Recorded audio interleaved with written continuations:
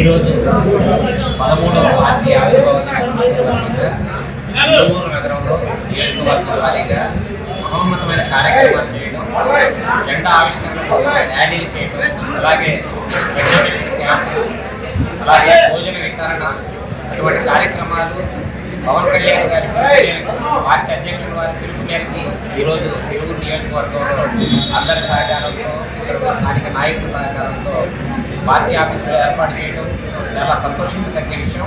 ఇటువంటి కార్యక్రమాలు ఆంధ్రప్రదేశ్లో 175 నియోజకవర్గాల్లో అలాగే తెలంగాణలో కూడా ఈ పార్టీ ఆవిర్భావ దినోత్సవానికి సంబంధించి దేశంలో అనేక చోట్ల ఈ కార్యక్రమాలు ఈరోజు చేయడం చాలా సంతోషించదగ్గ విషయం.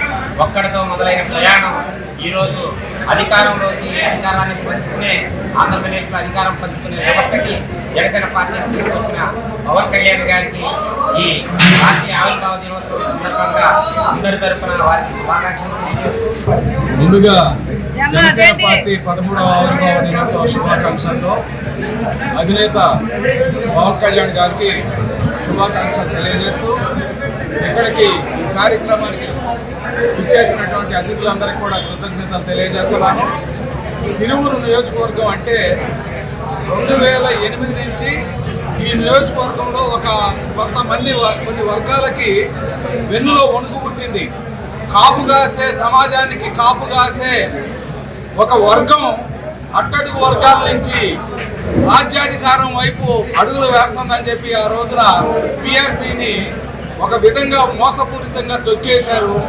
ఆ రోజున చిరంజీవి గారు మంచి మనిషి కాబట్టి వాళ్ళ కుట్రకి బలైపోయినప్పటికి కూడా పవన్ కళ్యాణ్ గారు ఈ రాజకీయాలు కుళ్ళు కుతంత్రాలు అన్నీ కూడా తొక్కి పడేసి ఈ రాష్ట్రంలో రాజ్యం అధికారం చేజిక్కించడమే, దుర్మార్గ పాలనకు అంతం అందించడమే నా లక్ష్యం అని చెప్పి అధఃపాతాళానికి తొక్కుతా అనే ఒక్క స్లోగన్ తోటి సుసంపన్నమైనటువంటి సౌభాగ్యమైనటువంటి పరిపాలన తీసుకొద్దామన్న సదుద్దేశంతో ఈ రాష్ట్రంలో అధికారాన్ని తీసుకొచ్చింది పవన్ కళ్యాణ్ గారు.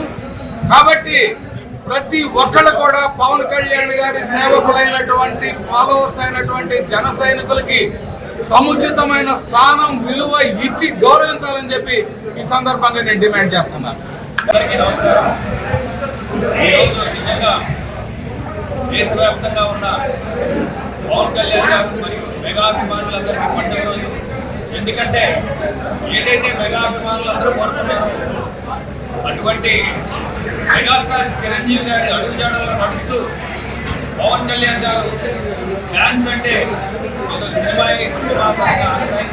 కూడా రాజకీయాల వైపు కూడా ఎన్నో సేవా కార్యక్రమాలు నిర్వహిస్తూ ఉన్నారు.